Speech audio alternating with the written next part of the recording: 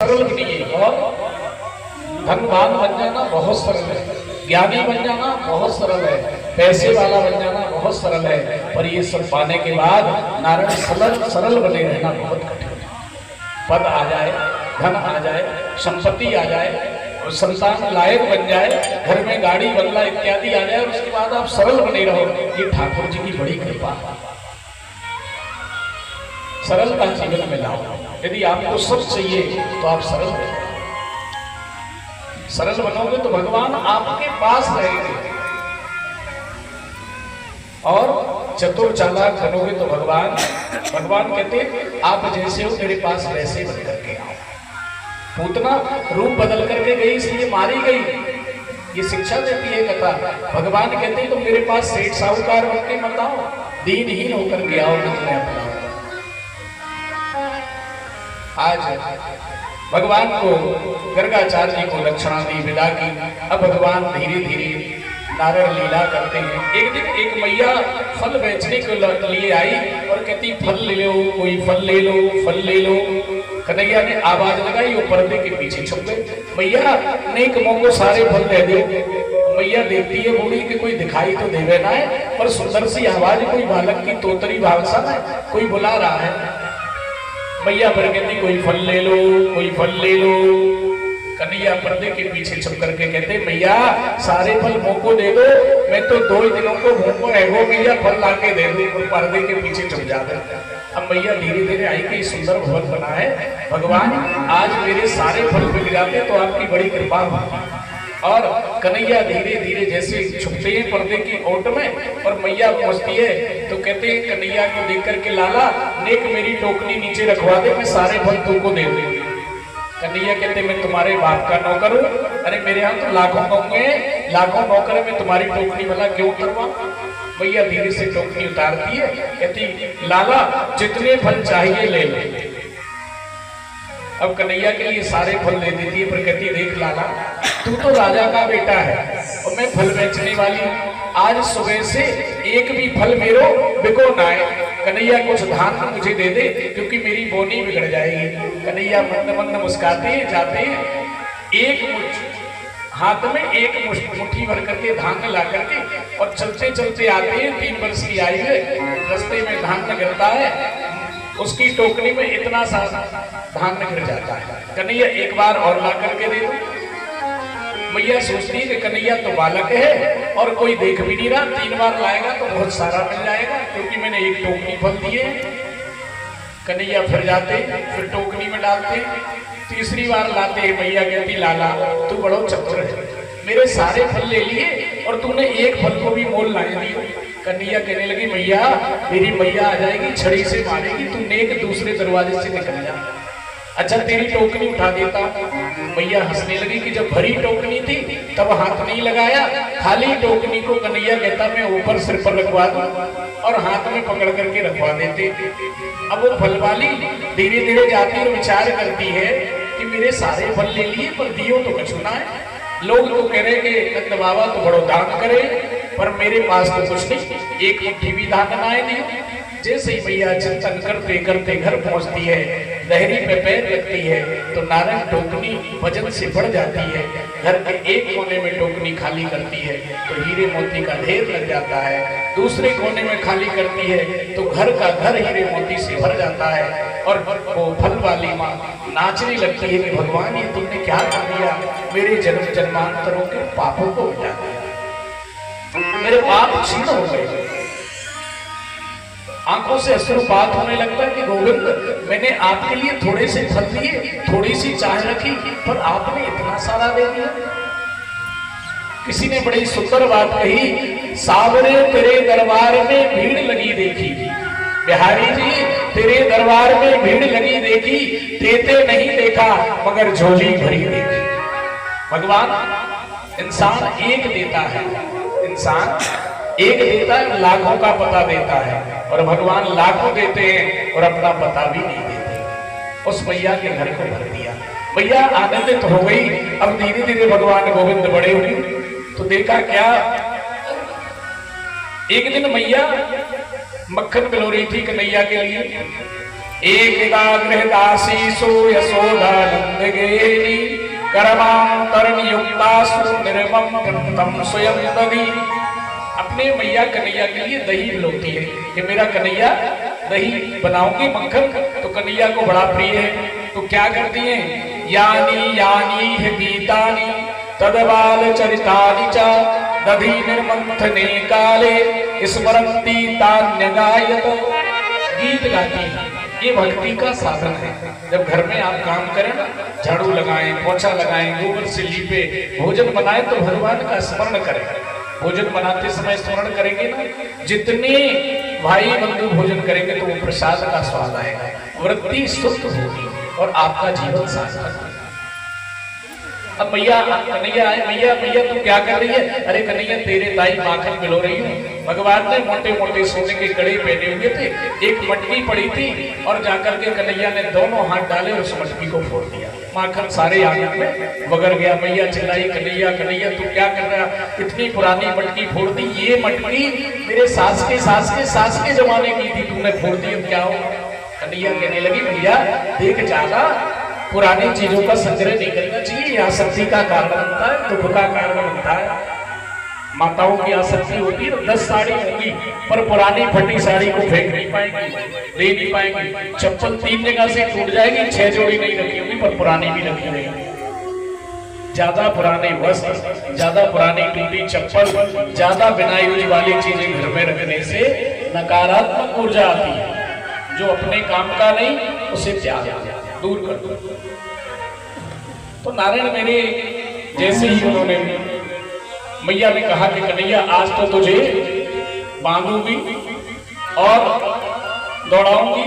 अब कन्हैया के लिए एक रस्सी लेकर के मैया दौड़ती है। दृश्य का चिंतन करिए, कर्मियों की सम्राट परीक्षित बाबा से कहते हैं कि मैया जैसे पीछे पीछे दौड़ती है तो मैया की बेड़ी में सुंदर मोगरा के पुष्प लगे हुए हैं। पुष्प कहते हैं जो जीव भगवान के पीछे दौड़ता है उसके सिर पर रखने का मुझे अधिकार नहीं है। पुष्प बेड़ी में से अपने आप गिर करके मैया के चरणों में आ जाते हैं। मैया भगवान को पकड़ना चाहती हैं, मैया थक जाती है, बैठ जाती है। कन्हैया तू इतनो छोटो है पर पकड़ में ना आने, तू का जातो जानो। कन्हैया कहते भैया तेरे हाथ में ना दंड है, और जो डंडा लेके मुझे पकड़ना चाहता है उसके हाथ में मैं कभी ना आऊं। जो मुझे प्रेम से पकड़ना चाहे उसके पास में आ जाऊं। भैया ने पकड़ो, और जैसे कन्हैया को पकड़े तो रस्सी लेकर के आए, और नारायण जिस रस्सी में मां बांधती है कन्हैया वो रस्सी 2 अंगुल छोटी हो जाती है। कर्मियों की सम्राट परीक्षित कहते हैं बाबा ये रस्सी का क्या मामला है? बड़े से बड़ी रस्सी आती है और वो 2 अंगुल छोटी पड़ जाती है।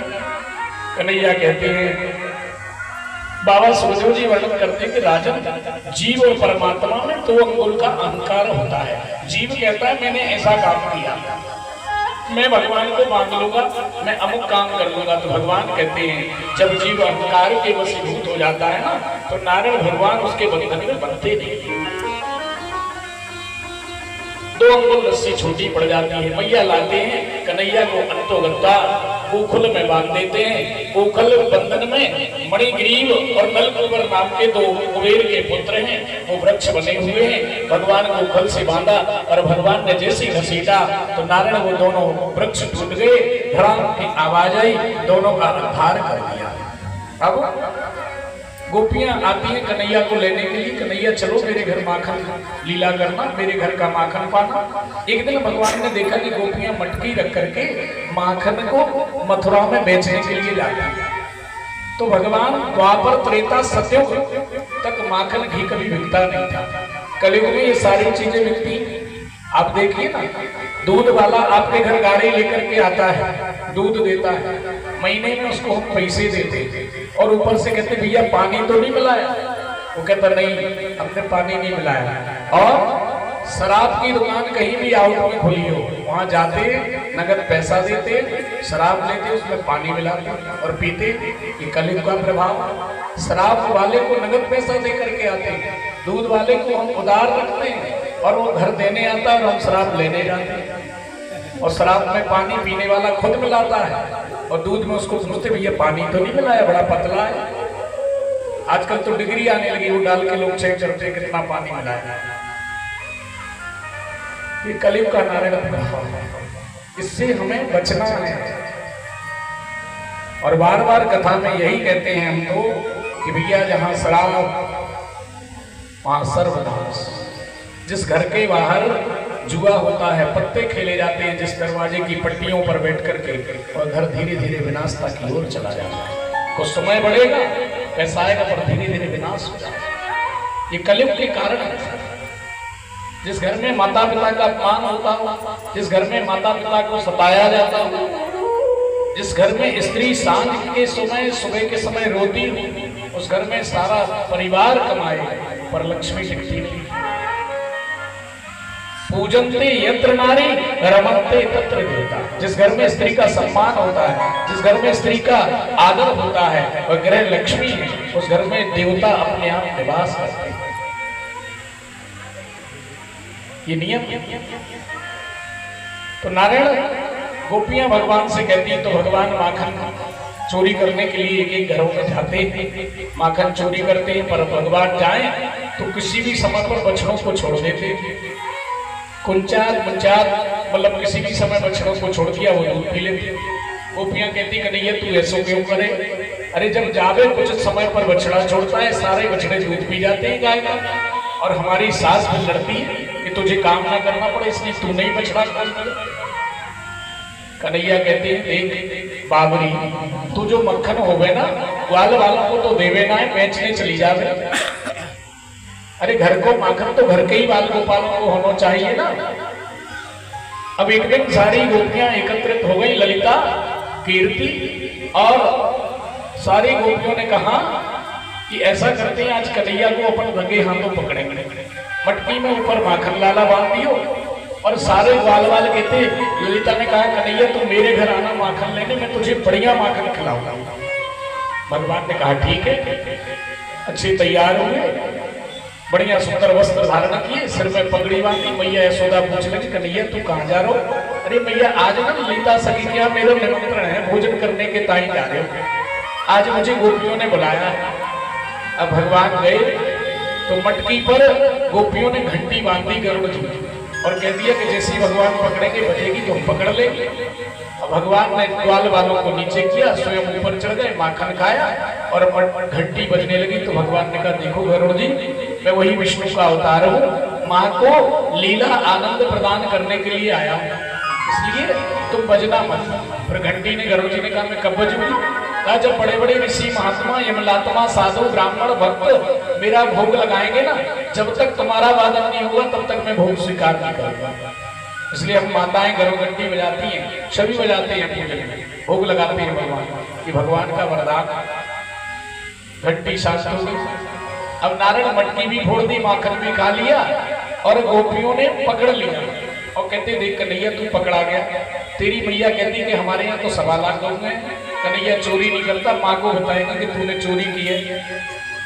कहा एक, कन्हैया ने कहा छोड़ दो, मेरे कोमल कोमल हाथ हैं और मेरे हाथ दुखने लग गए।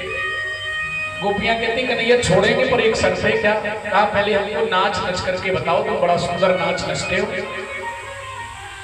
जैसे ही माखन खाया और गोपियों के साथ भगवान जब नाचे हैं तो ये दृश्य ब्रह्मा जी ने देखा।